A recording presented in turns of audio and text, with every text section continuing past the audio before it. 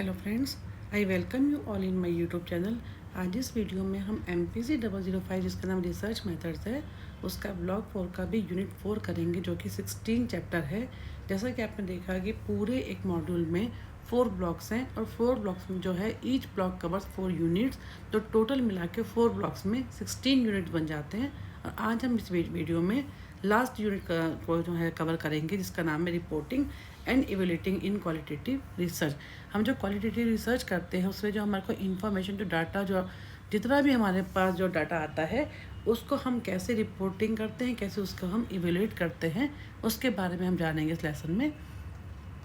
सबसे पहले ये है कि concept and meaning of evaluating और analysing of data in qualitative research.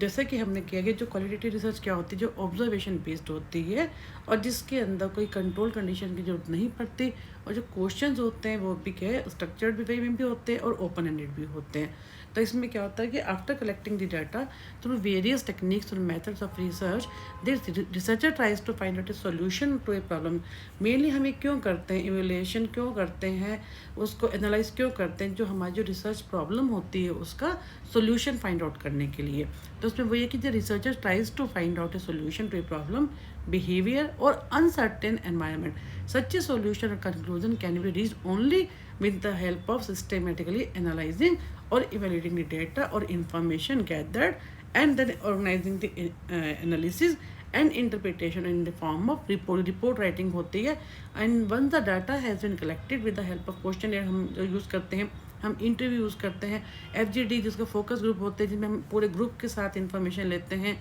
और whatever data needs to be analyse और इवेल्युएटेड। अब इसमें क्या होता है, जो concept of evaluation in qualitative research refers to attempt to understand the extent to which the information collected helps in providing an answer to the pre-planned AIIMS objective, जो हमारी जो गोल्स है, जो हमारी रिसर्च का गोल्स क्या है, हमने जो उसका पर्पस क्या लिया, उसके हमने एम्स क्या ली, क्या हमने उसकी मेथोडोलॉजी हमने ली थी, कैसे हमने उसका डाटा इकट्ठा किया, कैसे हमने उसके टूल्स बनाए थे और कैसे हमने उसका एनालिसिस करना है और उसके बेस पे हमने कैसे उसको इंटरप्रेट करना है, वो सारा इस चैप्टर में हम पढ़ेंगे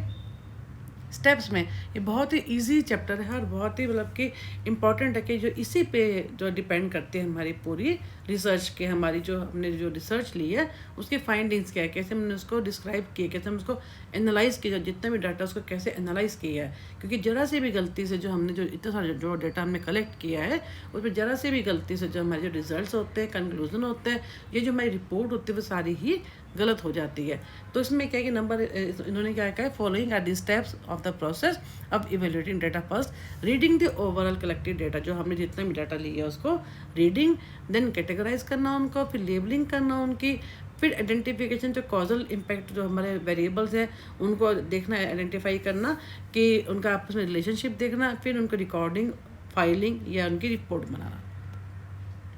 फर्स्ट है reading the overall collected data. सबसे पहले हमारे को जो डाटा है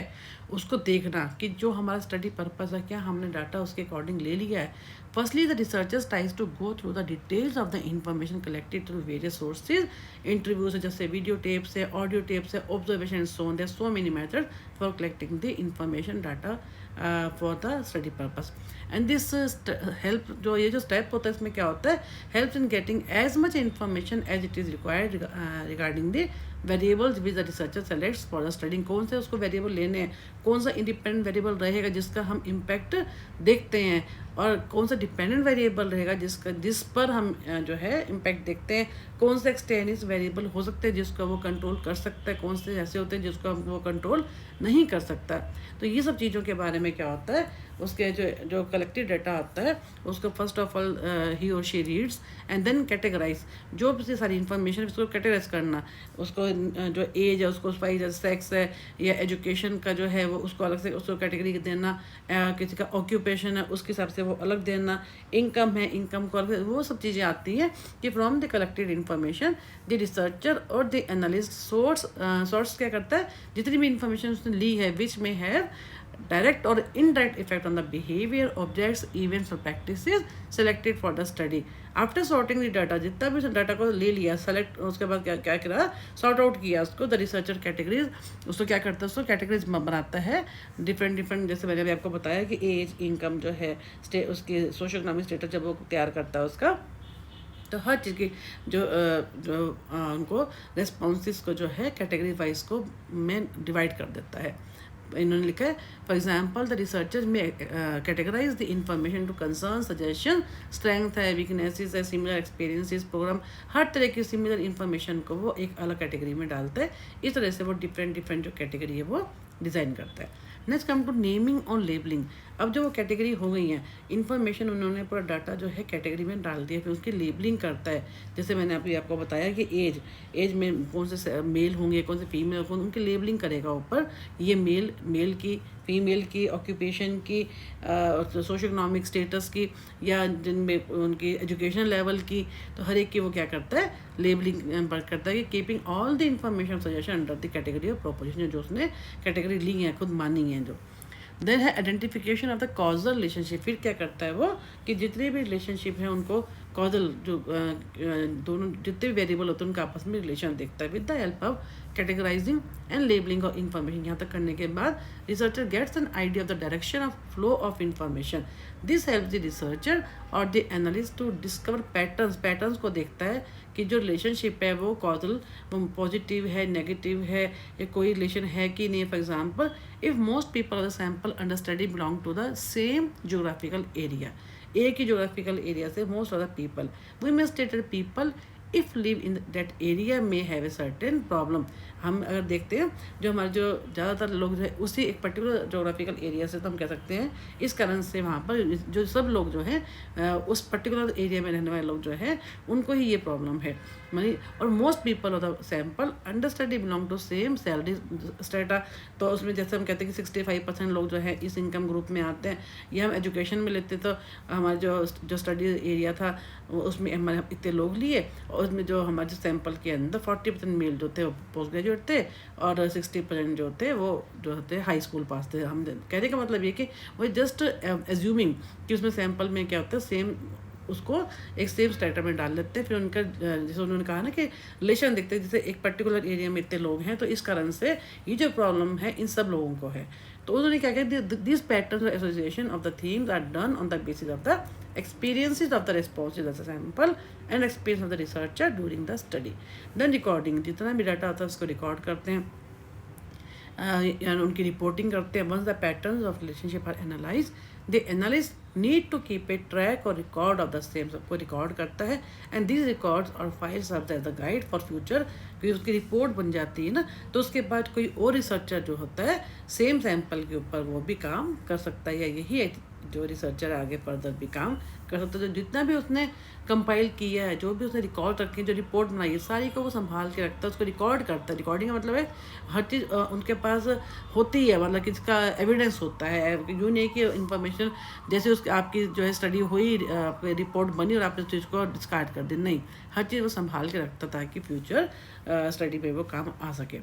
concept and meaning of interpreting data in qualitative research, इसके बारे में कैसे वो करता है। इंटरप्रिटेशन डाटा रेफर समराइज, हम इसमें क्या करते हैं समराइज करते हैं सारी फाइंडिंग्स को डाटा एनालिसिस में। That it provide useful information related to goals of the researcher और analyst attempts to put the information in the form of view point. For example the researcher may compare the findings of the result with what which जो उसने किया था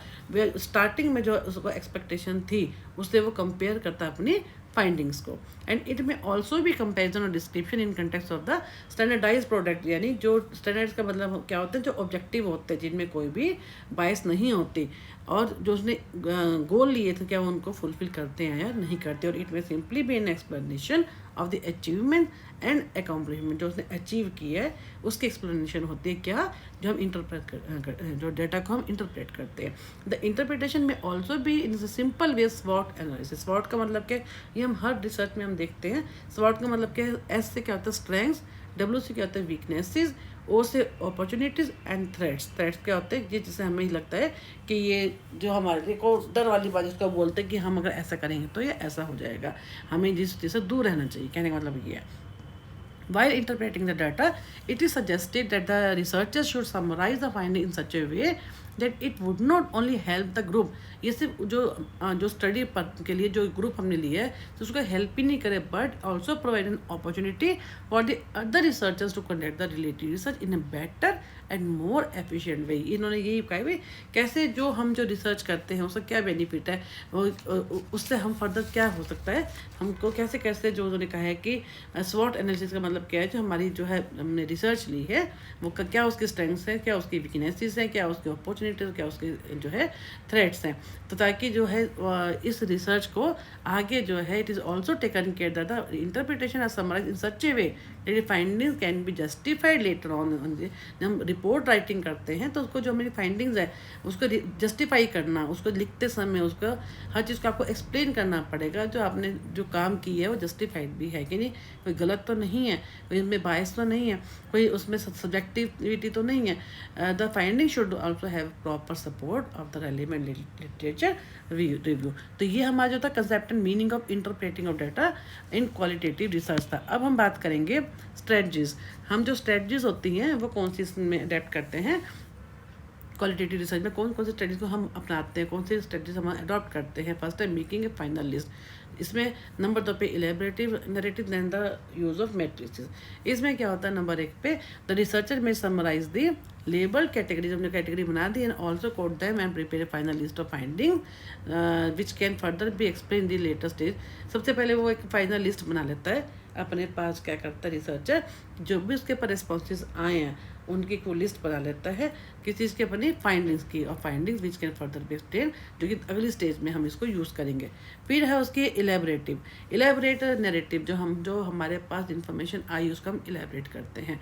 the researcher can also give meaning और elaborate the finding from the data collected through interview, recording, discussion, इस type से। फिर क्या use of matrices, matrices में क्या करता है वो कैसे कॉलम को रोज को यूज़ करता है। मैट्रिक्स से type of chart which contains words and it looks like a cross table, जिसमें हमारी क्या होते हैं रोज भी होती हैं जैसे आप देख रहे हैं एग्जाम्पल में मैट्रिक्स में, और कॉलम्स भी होते हैं, जिसमें क्या है for example if the researcher wants to compare the number of girls and boys of a school who are using a cosmetic product of a company then he may represent the information in the form of the following matrix. अब उसने क्या है अपने देखना चाहता है कि जो एक पर्टिकुलर जो कॉस्मेटिक है उसका यूजेस जो है मेल जो बॉयज़ में देखना चाहता है और गर्ल्स में, तो उसने क्या किया रोज़ में 15 ईयर से ऊपर के जो बॉयज़ हैं वो कितने 45 और गर्ल्स कितने 48, और 20 ईयर से ऊपर कितने हैं बॉयज़ 11 एंड 13, इसको एक टेबुलर फॉर्म में दे दिया। ये लोग जो दिखाएगी वो आर यूजिंग कॉस्मेटिक प्रोडक्ट। अब इसी को जब वो फ्लो चार्ट क्या होता है,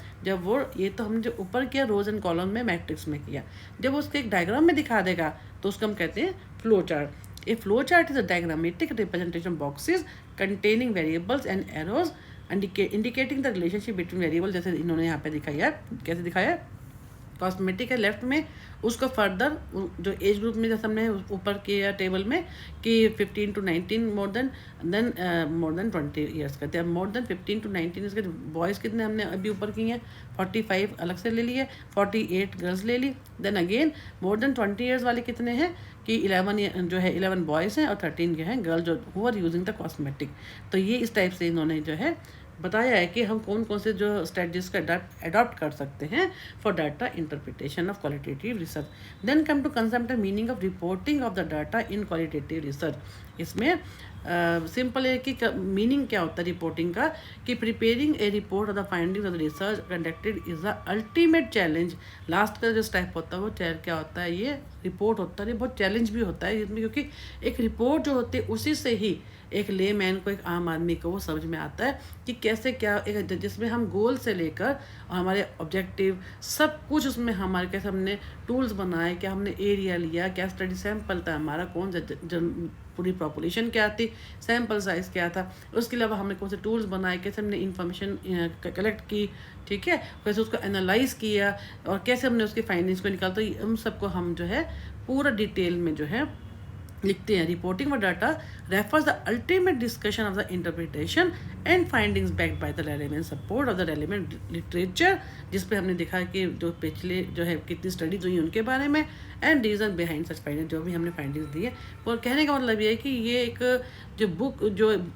रिपोर्ट होती है वो क्या होती है, जो हमारी मेन फाइनल स्टेज होती है, जिसके हम जो रिसर्च होती है उसकी पूरी रिपोर्ट बनाना, उसको अपने वर्ड्स में जो दिखाना जिससे हर आदमी को वो समझ में आ जाए, ये क्या होता है फाइनल स्टेप। अब है स्टेप्स ऑफ प्रिपेयरिंग रिपोर्ट। अब रिपोर्ट तो हमने बना ली, उसके लिए कौन कौन से स्टेप्स चाहिए होते हैं। First step preparation of the content of the report. सबसे पहले उसका आप देखेंगे, कोई भी रिपोर्ट को आप उठा के देखेंगे तो उसमें कंटेंट का पेज होता है जिसमें हमने पूरा लिखा होता है कि इस पेज पे ये, इस पेज पे ये, इस पेज पे ये। तो वो क्या होता है, हमें कंटेंट बनाने पड़ते हैं। Even before starting the procedure of writing down the report, the researcher needs to formulate the finding according to need and requirement of those for whom the report is intended. For example, the researcher has to create the scope and content of research on the basis of funders, bankers, employees. Simple क्या है, आप इसने थोड़ा सा इन्होंने ऐसे लिखा है कि कंटेंट पेज में हम क्या करते हैं, हम उसमें हर एक पूरा डिटेल लिखते हैं किस इसके, जिसमें एक तो हमने कहाँ से वो इन्फॉर्मेशन ली है, कहाँ पे हमने जो हमारा स्टडी एरिया क्या था, और हम शुरू में एक दो पेज, हम 3-4 पेज में एक्नॉलेजमेंट भी करते हैं, थैंक्स भी करते हैं जिन्होंने हमारे को जो जिस एरिया में जाके हमने स्टडी की उन सबका, लोगों का, रेस्पोंडेंट सबको थैंक करते हैं। उसके बाद हम क्या है, कंटेंट पेज में कैसे हमारा लिटरेचर रिव्यू का पेज नंबर हम डालते हैं, जो बैकग्राउंड हम लेते हैं कि हम किसके ऊपर स्टडी कर रहे हैं, उस पर ऑब्जेक्टिव्स पे, मेथोडोलॉजी पे, हर एक का कहने का मतलब यह है कि हमें कंटेंट जो है रिपोर्ट का एक प्रेपरेशन ऑफ कंटेंट होता है जो स्टार्ट सबसे पहले आता है। Then review and discussion of the report. जो हमारी जो रिपोर्ट राइटिंग हम करते हैं उसमें जिन जिन लोगों ने पहले स्टडीज़ कर ली है उसको हम लिटरेचर रिव्यू में डालते हैं। The researcher then needs to review and also discuss the interpretation and result with people on whom the research, जो जिन लोगों ने ऑलरेडी उसके ऊपर स्टडी कर ली है उनके बारे में उसमें लिखते हैं। Then preparation of the executive summary. इस समरी में सब कुछ आता है शुरू से आखिर तक, आपके जो है बैकग्राउंड जिसमें इंट्रोडक्शन से लेकर और लास्ट तक जो आपका जो है फाइंडिंग्स रिपोर्ट आप जो है इसको एग्जीक्यूटिव समरी कहते हैं, जिसको हम एक पेज में पूरा अपना क्या हमारे गोल्स थे, क्या मेथड हमने लिए, क्या एनालिसिस किया, सारे कंक्लूजन, रिकमेंडेशन, इम्प्लीकेशन सब इसमें डालते हैं। देन स्कोप, फर्दर हम इस जो हमने ये स्टडी की है इसका आगे स्कोप क्या है, इसको हम कैसे आगे फर्दर जो है यूज़ कर सकते हैं। तो ये सारा इसमें आ गया हमारे स्टेप्स में। अब कंटेंट्स क्या होते हैं और रिसर्च रिपोर्ट। अभी हमने क्या की है कि इसके जो एक रिपोर्ट होती है उसके अंदर हम स्टेप्स क्या क्या यूज़ करते हैं बनाते समय। अब उसके कंटेंट्स क्या होंगे, रिपोर्ट में नंबर 1 पर टाइटल पेज होता है, जो हमारा टाइटल क्या है, जो हमारी जो है प्रॉब्लम को बताता है कि हम किसके ऊपर काम करना चाहते हैं। फिर टेबल ऑफ कंटेंट, जैसे मैंने आपको अभी पीछे बताया फर्स्ट पॉइंट में कि आप सब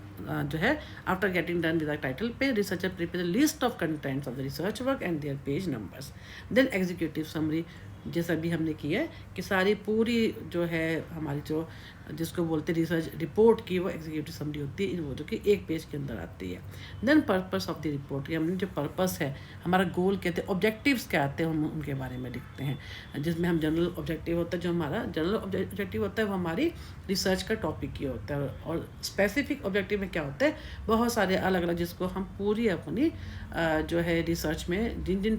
ऑब्जेक्टिव्स को हम लेना चाहते हैं, प्रूव करना चाहते हैं, या कोई इंटरवेंशन ले लेते हैं, कोई ट्रीटमेंट लेते हैं, उसका इम्पैक्ट देते हैं, वो सारा इसमें आता है पर्पस ऑफ रिपोर्ट में। Then contextual background of the research target, इसमें क्या होता है, बैकग्राउंड में क्या होता है कि सारा कि हमारा जो जिस टॉपिक पे हम काम कर रहे हैं, जो हमारा मेन जो हमारा प्रॉब्लम एरिया है उसके ऊपर हम थोड़ा उसका बैकग्राउंड लिखते हैं कि उसके ऊपर क्या क्या चल रहा है और हम ये क्यों हम इस कारण से हम ये करना चाहते हैं। देन है मेथोडोलॉजी, इसमें क्या होता है कि हम कौन सा सैंपल लेंगे, सैंपल साइज़ के बारे में, हम कौन से इंस्ट्रूमेंट्स को, क्वेश्चनियर्स को, टूल्स को यूज़ करेंगे और किस टाइप का हम डाटा इकट्ठा करेंगे, कैसे करेंगे, क्वेश्चनियर करेंगे, हम इंटरव्यू लेंगे और हम जो भी इंफॉर्मेशन लेंगे हम कैसे डाटा को कैसे कलेक्ट करेंगे। जैसे इन्होंने क्या first sample is represent the number of sample which are being used from the total population for a research study. जो हमारी रिसर्च स्टडी का जो सैंपल क्या होगा, एक पर्टिकुलर मान लो हमने ट्राइबल के ऊपर काम करना है, तो ट्राइबल जो हमारी क्या होगी पूरी पॉपुलेशन, उसमें से हमारी हमने 100 के ऊपर काम करना है, that will be our sample. And scales use, कौन कौन से इंस्ट्रूमेंट, टूल्स, क्वेश्चन हम जो बनाएंगे जिससे हमारे को इन्फॉर्मेशन मिलेगी वो आएंगे इसमें। और टाइप्स ऑफ डाटा, कैसा डाटा ले लेना है, the details of the types of data, interview है, क्वेश्चन है, रिकॉर्डिंग, कैसे कैसे हम इन्फॉर्मेशन लेंगे, ऑब्जर्वेशन तो आएंगी क्योंकि हम क्वालिटेटिव रिसर्च की बात कर रहे हैं। ये सारा कुछ जो है मेथोडोलॉजी में जो है हम मेंशन करते हैं। Then the results and finding the section deal with the analysis of the data. हमें उसको सारा कैसे उसको एनालाइज करना है, कौन सी टेक्निक से करना है, SPSS को यूज़ करना है, वट एवर टेक्निक हम यूज़ करते हैं या T-टेस्ट लगाते हैं, वो सारा उसके अंदर आता है। द इंटरप्रिटेशन, जो हम लोगों ने फाइंडिंग्स हमारी आई उनको इंटरप्रेट करते हैं कि हमारे को ये जो रिजल्ट है, ये जो कंक्लूजन आया, हमें ये मालूम होता है how the result is significant and to what extent it is helpful to the research targets and other researchers. Then limitation भी बहुत इंपॉर्टेंट होता है कि हमें आपको काम करते समय में क्या क्या सिचुएशन में हमारे काम करना पड़ा, क्या क्या अगर हमें और अच्छा मिलता है, या हम जो भी है, हर स्टडी की अपनी एक लिमिटेशन होती है जिसको हम रेस्ट्रिक्शंस कहते हैं, वो भी हमें लास्ट में डालनी पड़ती हैं। रिकमेंडेशन कि अब फर्दर हम जो है सजेशंस और इम्प्लीकेशन, ये जो स्टडी हमने की है वो कैसे उसको आगे फर्दर जो है इसका यूज़ कर सकते हैं, वो सब हमारा क्या होता है रिकमेंडेशन में, इम्प्लीकेशंस में। रेफरेंसेस, जहाँ से हमने पूरा कहीं से भी कोई हमने जो जैसे हमने लिटरेचर रिव्यू की बात की, या कहीं से भी हमारे कोई हेल्प मिली, कोई कहीं से भी कुछ भी उस स्टडी से रिलेटेड ऑथर हैं, बुक है, स्टडी, उन सब के बारे में डिटेल क्या मिलता है हमारा जो हमने लिटरेचर रिव्यू में डाला, उसके रेफरेंस हम लास्ट में डालते हैं। ये वैंकूवर स्टाइल में भी होते हैं। It all depends upon the कि आप किस स्टाइल में लिखना चाहते हैं। अपेंडिसेस में क्या होता है, लास्ट में जो भी हमने क्वेश्चन बनाए थे, टूल्स बनाए थे ना, जैसे हमने सोशल डेमोग्राफी, उनके प्रोफाइल लेते हैं, जो भी हमने जिस फॉर्म में हमने इन्फॉर्मेशन कलेक्ट किया जिस क्वेश्चन में, वो सारे लास्ट में, सबसे लास्ट में हम अपेंडिसेस होते हैं जिनमें हम उनको अटैच करते हैं। अब जो है डूज एंड डोंट्स, जब हम कोई भी इवेल्युएटिंग, इंटरप्रेटिंग या रिपोर्टिंग डाटा के टाइम पे जो क्वालिटेटिव रिसर्च की हम बात करें, डूज कौन कौन से डूज होते हैं जो हमें करने चाहिए, रिसर्चर करता है, और कौन से उसको नहीं करना चाहिए। The researcher should take full care and always try to include the following aspects, कौन कौन से। The analysis should be clear, specific and describe the sample population, उससे कौन सी सैम्पल पॉपुलेशन लेनी है, पूरी पॉपुलेशन में, जैसे मैंने अभी आपको बताया ट्राइबल के ऊपर लेनी है, तो हमारा उसमें सैम्पल क्या रहेगा वो बहुत ही क्लियर होना चाहिए, बहुत ही स्पेसिफिक होना चाहिए। और analyst should code the data, जो उसने डाटा लिया है उसको कोडिंग, जैसे मैंने बताया आपको, उसको लेबलिंग कर दे अपनी सुविधा के लिए, जो भी इंफॉर्मेशन जैसे जैसे वो लेता है उसको लेबलिंग कर दे, कोड कर दे, ताकि हमारे जो रिजल्ट हैं उनको एनालाइज कर सकें। फिर the analysis should frequently use diagrams, flow charts, matrices, किस लिए, अपने जो डाटा को समराइज करने के लिए, उसको एक्सप्लेन करने के लिए, ताकि वो आई जो है कैचिंग भी होता है, हर एक को जाकर कोई भी इंफॉर्मेशन डायग्राम्स में होती है, टेबल्स में होती है, वो ज़्यादा अच्छे से समझ में आती है, उसके लिए ज़्यादा आपको पढ़ने की जरूरत नहीं होती। और analyst should draw conclusion on the basis of present study and other related study in the similar. जो कंक्लूजन में हम क्या करते हैं, हमारी जो स्टडी है उससे मिलती जो बाकी स्टडी है उनको आपस में कंपेयर करके जो है तब मिला जुला के उनको तब लिखा जाता है हमारा जो होता है conclusion. As and when required the analyst should develop policies for further evaluating or confirming the qualitative data in order to prove their validity। यानी आगे भी फर्दर भी अगर एनालिस्ट को लगता है कि जो है ये हमारा जो रिसर्च है इससे हम फर्दर और भी काम कर सकते हैं, तो वो आगे डिफरेंट पॉलिसीज जनरेट कर सकता है, बना सकता है डिफरेंट पॉलिसीज, ताकि आगे उसके ऊपर और भी अच्छे से काम हो सके, और जो उसने काम किया है उसका प्रूव करने के लिए कि वो वैलिड है, जिस पर्पज़ के लिए उसने ये काम किया था वो पर्पज़ जो है पूरा हो गया। डोंट्स, उसको किस किस बातों को नहीं करना चाहिए। The analyst should not depend fully upon the research design selected. सिर्फ उसको यही नहीं है कि वो स्टिक हो जाए कि उसको ये रिसर्च डिज़ाइन है, इसी पे जो उसने मेथोडोलॉजी ली है उसी पे स्टिक रहे। कहीं ना कहीं उसको हमने कहा था कि पायलट स्टडी जब वो करता है, जो कुछ स्मॉल सैंपल पे पहले काम करता है, तो अगर उसको मॉडिफिकेशन की जरूरत पड़ती है तो वो कर सके। ये नहीं है कि शुरू से जो बना दिया that is full and final. Or the analyst should not interview only about all the successes, the failures can also provide significant information to them। और उसमें क्या होता है कि सिर्फ हमने जो अच्छी जो हमारे को सक्सेसफुल हुए हैं सिर्फ उन्हीं चीज़ों में कहीं उनको नहीं लेना चाहिए इन्फॉर्मेशन, हमें कुछ जो फेलियर्स हैं उनके बारे में भी इंफॉर्मेशन लेनी चाहिए, जो है कहाँ कहाँ पे हम जो है उनको मेंशन भी करना चाहिए। And analyst should not fall completely depend upon the questioner, जो क्वेश्चनर जो बनाए हैं, जो टूल बने सिर्फ उस पर ही नहीं, बल्कि as much of the information can only be available through observations and interview. जो क्वेश्चन जो होते हैं सिर्फ उसी पर स्टिक नहीं रहना चाहिए, बल्कि ऑब्जर्वेशन को भी यूज़ करना चाहिए और इंटरव्यू के बेस पे भी इंफॉर्मेशन को कलेक्ट करना चाहिए। तो ये सब चीज़ें हैं, ये आज पूरा जो है हमारा MPC 005 आज ख़त्म हो गया है, जिसके 4 जो ब्लॉक्स थे और 4 ब्लॉक्स में ईच ब्लॉक कवर्ड 4 यूनिट्स। तो टोटल हमने इसमें 16 जो है चैप्टर्स को कवर किया है। और इसके लिए मैंने आपके लिए प्लेलिस्ट भी बना दी, जितने भी जो आपके ये मॉड्यूल्स हैं इन सब के मैंने आपके लिए अलग अलग मॉड्यूल के अलग अलग जो प्लेलिस्ट बनाई है, और ब्लॉग वाइज भी आपके लिए यूट्यूब के लिंक शेयर कर दिए, ताकि आप जो भी आप देखना चाहें, जिस भी यूनिट को आप पढ़ना चाहें, आप उस समय एग्ज़ाम से कि एंग्जाइटी स्ट्रेस से बचने के लिए सिर्फ उसी पे ही फोकस करें। इसके अलावा मैं आपके लिए थोड़ा मुझे टाइम दीजिए, तो मैं उसके लिए आपके जो पिछले 10 सालों के इंपॉर्टेंट क्वेश्चंस जो हैं, जो बहुत ही जो लॉन्ग क्वेश्चंस भी हैं, शॉर्ट भी हैं, और जो है 3 नंबर के भी हैं, 5 नंबर के भी, 10 नंबर के भी, सबके लिए भी अलग से मैं आपके लिए यूट्यूब बनाऊँगी, ताकि आपको वो उन्हीं क्वेश्चंस के ऊपर ज़्यादा फोकस करें आप, जो 100% एग्ज़ाम में पिछले कई सालों से आ रहे हैं। तो इग्नू में वैसे आप जानते ही हैं कि 2 साल में 2 बार पेपर होता है, जून में और दिसंबर में। तो मैं सारे क्वेश्चन पेपर्स को देख के आपके लिए इंपॉर्टेंट क्वेश्चन लेके आऊँगी। तो इस वीडियो को यहीं ख़त्म करते हैं। नेक्स्ट वीडियो में हम MPC 003 जो है, हमने ऑलरेडी स्टार्ट किया हुआ है, उसको पहले कंप्लीट करेंगे। उसके बाद हम फिर MPC 001 जो कि कॉग्निटिव साइकोलॉजी, उसको कंप्लीट करेंगे। देन अगेन फिर उसके बाद हम सोशल साइकोलॉजी, और फर्दर फिर मैं आपके प्रैक्टिकल हैं या आपको जो नेक्स्ट ईयर की जो काउंसलिंग साइकोलॉजी, सबके भी वीडियोज़ मैं आपके लिए बनाऊँगी। तो इस वीडियो को हम यहीं पे ख़त्म करते हैं। Thanks for watching.